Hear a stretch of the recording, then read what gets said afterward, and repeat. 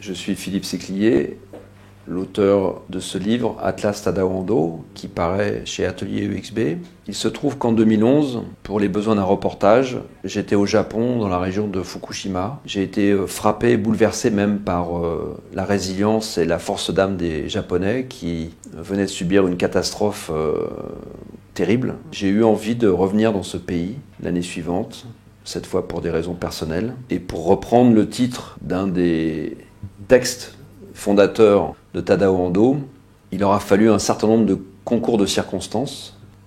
pour m'emmener en fait vers ce livre, sachant qu'en 2012, quand j'ai découvert cette église de la lumière à Ibaraki, je ne savais pas encore à l'époque que j'allais avoir la chance de publier ce livre. Mais cette architecture rédemptrice a été un premier choc visuel pour moi, qui m'a emmené vers d'autres bâtiments, vers d'autres lieux et vers d'autres concours de circonstances qui ont fait que 9 ans plus tard, Atlas Tadao Ando est devenu pour moi une réalité. À mon retour du Japon à l'été 2012, j'ai commencé à me documenter et de cette manière-là, en découvrant l'œuvre de Tadao Ando, je me suis dit qu'il fallait que je reparte au Japon, ce que j'ai fait un an plus tard, en 2013. Cette fois, j'ai démarré par Tokyo et j'en ai profité pour découvrir des formes nouvelles que je ne connaissais pas dans l'architecture de Tadao Ando, comme cette station de train Shibuya, qui m'a donné encore plus envie d'aller plus loin, de découvrir d'autres formes, d'être dans une sorte de déambulation dans les espaces de Tadao Ando. Tadao Ando a construit 80% de son œuvre, de ses bâtiments au Japon, mais il a aussi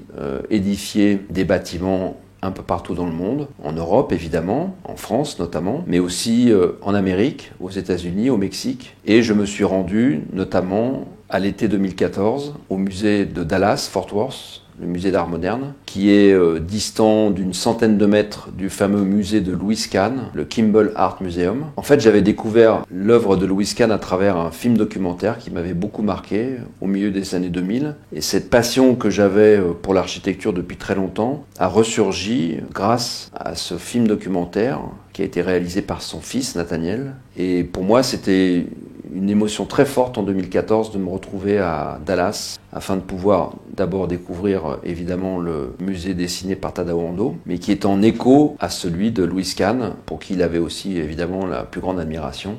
En 2014, j'ai su déjà qu'il fallait absolument que je poursuive cette quête, que je ne devais pas me contenter seulement d'aller au Japon, et donc j'ai poursuivi ce travail durant des années, jusqu'à 2017, où grâce à Xavier Barral, j'ai pu rencontrer François Pinault et son conseiller Jean-Jacques Ayagon, l'ancien ministre de la Culture, qui ont été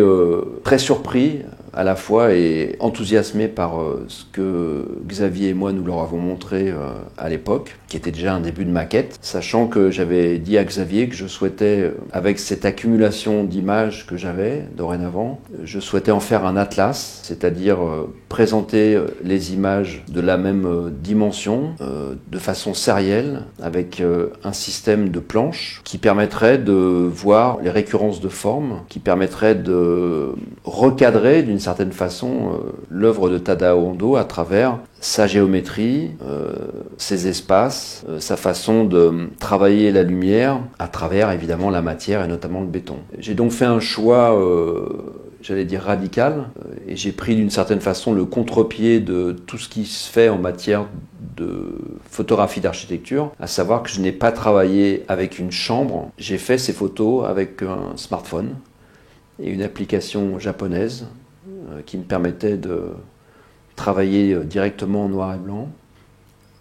Et le soir même de notre rencontre,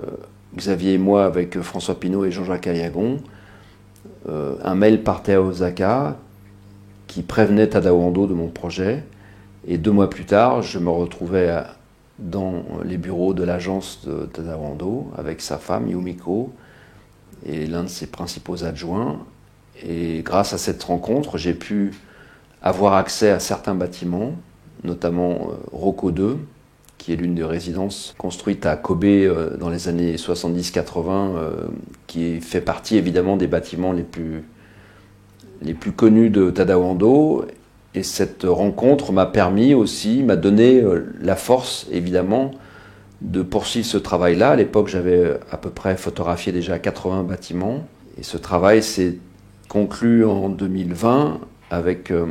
la Bourse de commerce. C'est donc le dernier bâtiment du livre. Pour moi, c'est symbolique puisque la Bourse de commerce permettra de découvrir la collection de François Pinault. Et comme à Venise, François Pinault a évidemment confié la rénovation de ce bâtiment historique à Tadao Ando, qui lui-même, quand il était jeune, voulait découvrir la France, Paris, parce qu'il avait une grande passion pour Le Corbusier. Et je me suis dit que la boucle était bouclée, d'une certaine façon, avec un bâtiment qui se trouve à Paris, là où j'habite, qui est à la fois un bâtiment historique et qui va devenir une référence dans le domaine de l'art. Et ça me permet, comme ça, de cette façon-là, aussi, à travers ce travail, de rendre hommage à son œuvre, qui est immense. Et ce livre se conclut aussi avec, j'y tenais beaucoup, avec la bibliographie la plus complète jamais publiée, puisqu'entre 2012 et 2020, j'ai finalement acheté plus de 160-170 revues et magazines, que Tadao Ando a eu la gentillesse d'y ajouter une centaine d'ouvrages. Et à la fin du livre, nous avons à environ 210-220 photos de couverture